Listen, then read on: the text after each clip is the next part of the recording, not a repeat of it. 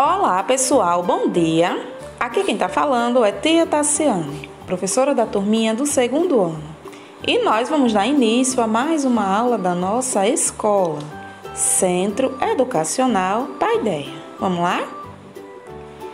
Então, hoje é quarta-feira, dia da nossa aula de História e Geografia. Nós vamos começar por História. Na nossa última aula de História, nós finalizamos a unidade 3 do nosso livro e vocês realizaram a atividade nas páginas 97, 98 e 99 do livro de vocês. Então, peguem os livros de História para nós darmos início à nossa correção de hoje. Na página 97, nós temos duas questões. A primeira questão diz o seguinte: organize cronologicamente as imagens que representam a vida de João, numerando de 1 a 4. Então, na sequência da vida de João, o que primeiro acontece é o nascimento. Segundo, ele vai ficando maiorzinho. Terceiro, ele faz o seu aniversário. E quarto, ele começa a ir à escola. Questão 2. Desenhe no quadro em branco a imagem que completa a série sobre a passagem do tempo. O que você deveria fazer era a última cena. Como deveria ser essa cena? É uma resposta pessoal, ok? Na página 98, nós temos a questão número 3. Pede para você observar a imagem e fazer o que se pede. A letra A pergunta que comunidade aparece nas imagens: escolar, familiar ou do clube. Então, como são fotos de família, é uma imagem familiar. Letra B. Compare as imagens e escreva o que você percebeu de mudanças e de permanências. Então, de mudanças, o que a gente pode identificar é o tipo de roupa ou a quantidade de membros na família. E permanência, o que a gente pode observar é que a família continua sendo um dos primeiros grupos nos quais nós participamos. Em seguida, a escola, ok? Letra C. Com qual das famílias acima a sua família se parece e por quê? Então, essa resposta também é pessoal. E na página 99, nós temos as questões 4 e 5. Então, nós vamos começar corrigindo a questão 4, que diz o seguinte: os espaços de vivência também podem mudar. Observe as fotografias e faça o que se pede no seu caderno. A letra A pergunta que mudanças ocorridas nesses espaços você identifica. Então, observando essas duas imagens, nós podemos dizer que aumentou o número de construções e prédios. Haviam algumas construções e agora não existe mais. Letra B. Em sua opinião, o que se manteve nesse espaço apesar da passagem do tempo? Então, é uma resposta pessoal, mas a gente pode identificar o teatro municipal, o viaduto, as árvores. Letra C. A paisagem mais recente ainda pode mudar? Explique. Então, a gente pode dizer que sim, porque as mudanças sempre acontecem com pessoas e paisagens no decorrer do tempo, ok? E na questão número 5, pede para você observar as imagens da página 71. Eu coloquei as imagens aqui para facilitar, ok? A letra A pergunta se o personagem das cenas é o mesmo. Então, observe. Sim, né? Ele só está um pouco maior. Letra B. O que acontece com o personagem entre as cenas? Então, a gente observa que ele vai se desenvolvendo, né? Ele vai crescendo no decorrer do tempo. Letra C. O que aconteceu com a planta entre as cenas? A planta também se desenvolveu, cresceu e deu frutos. Letra D. Quanto tempo você acha que pode ter passado entre a primeira e a última cena? Então, para que uma árvore cresça e a criança também se desenvolva, é preciso que se passem alguns anos, ok? Letra E. Como você percebeu essa passagem do tempo? Então, a gente percebe essa passagem do tempo com a mudança na aparência do personagem e também no crescimento da planta. Beleza? Então, pessoal, estamos finalizando a nossa correção de história de hoje.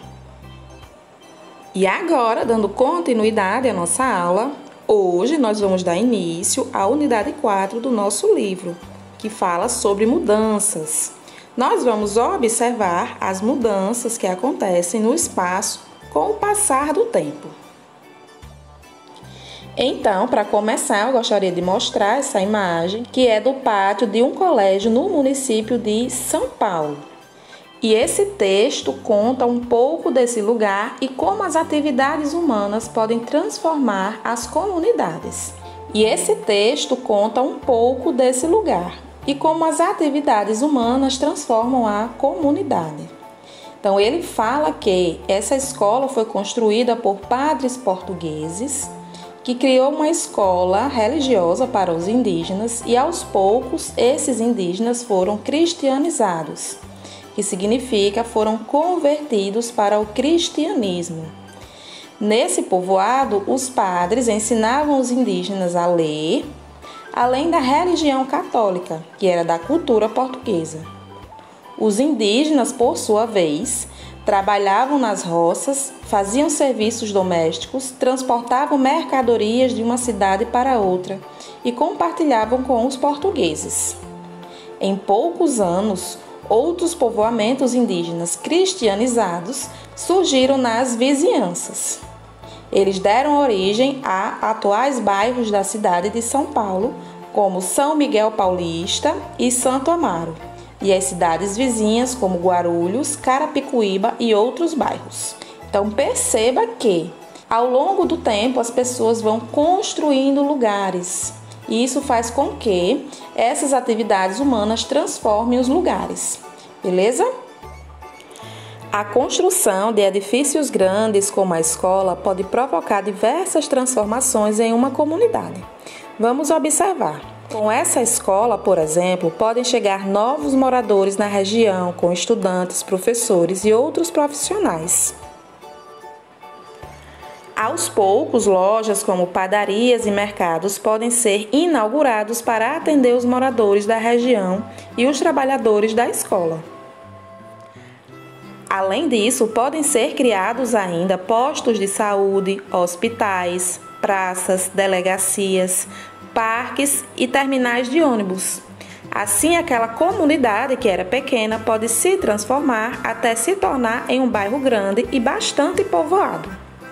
As mudanças sempre acontecem em geral. Algumas acontecem rapidamente e outras podem demorar anos. Então, agora chegou a hora de indicar a nossa atividade de hoje, que vai ser no seu livro de história, nas páginas 104, 108 e 109. Na página 104 é o início do nosso capítulo 1 e nós temos uma questão. Você vai observar a imagem do bairro de Tiago. Na questão 1, você vai nas páginas 153 e 155 do seu livro, procurar as imagens do bairro de Tiago no passado e colar no espaço abaixo. Ok? Na página 108, nós temos uma questão. Pede para você observar as imagens e responder as questões A, B e C. Ok? A questão número 2, com relação à história dos indígenas de São Paulo, que nós observamos durante a aula. Vocês vão ler com a ajuda de alguém e responder as letras A e B. A letra A pede para você numerar os acontecimentos na ordem correta. E a questão B pede para você completar o quadro com as ações de cada grupo. Ações dos indígenas e ações dos padres, o que cada um fazia. E a questão número 3 pergunta as mudanças nas paisagens, como as mostradas nesse capítulo acontecem de forma rápida. E aí você vai explicar. Então, pessoal, estamos finalizando a nossa aula de história de hoje. E geografia é a nossa segunda parte de hoje. Na nossa última aula de geografia, nós revisamos o capítulo 2 da unidade 1 do nosso livro, que fala sobre lugares. E vocês realizaram a atividade da página 106 à página 110 do nosso livro de geografia. Então, peguem os livros de vocês para nós darmos início à nossa correção de hoje. Na página 106, nós temos as questões 7, 8 e 9. Então, todas essas questões são pessoais. A questão 7 pergunta em que período do dia você costuma fazer suas atividades. Você pode responder de manhã, tarde ou à noite. A questão 8 pergunta em que período do dia o responsável por você trabalha. E aí também você vai responder. E a questão 9 pede para você desenhar atividades que você costuma fazer com seus amigos durante o dia. Também é pessoal, você pode escolher brincar, conversar, estudar, beleza? Na página 107, nós temos a questão 10. A questão 10 pede para que você compare as fotografias e depois responda as questões. Letra A. Que lugar está representado nas imagens? Então, nós temos duas casas que são duas moradias. Letra B. Escreva as características naturais dos lugares apresentados pelas fotografias. Na primeira fotografia de elemento natural, nós temos a neve. E na segunda, nós temos a vegetação, que é típica de locais secos. Beleza? Na página 108, nós temos a questão 11. Pede também para que você observe a imagem. Letra A. Que tipo de moradia está representado nessa imagem? Então, essa casinha é chamada de palafita. Letra B. Porque na imagem a moradia tem estacas. Então, tem estacas porque essa moradia deve ficar acima do nível da água. Letra C. Que material foi utilizado para construir a moradia representada? Então, essa casinha é feita de tábuas e madeira. Beleza? Na página 109, nós temos as questões 12 e 13. A questão 12 pede para que você relacione as moradias às suas condições naturais. Então, em locais quentes, é mais apropriado moradias com janelas grandes que possibilitam a circulação de ar. Letra B, locais de neve. É apropriado para moradias que devem ter teto inclinado para que a neve não se acumule no telhado. Letra C, locais com rios. Nesses lugares, as moradias devem ter estacas para que a água não atinja as casas. E letra D, locais com povos nômades. As moradias devem ser facilmente transportadas. E a questão 13 diz assim: muitas pessoas vivem perto dos rios e deles obtêm alimento. Encontre o caminho que ajudará o pescador a consegui-lo. Então, você vai conduzir o pescador até o peixe, ok? Na página 10, nós temos as questões 14, 15, 16, 17 e 18, também com perguntas e respostas pessoais. A 14 pergunta se a sua moradia foi construída em um lugar quente ou frio.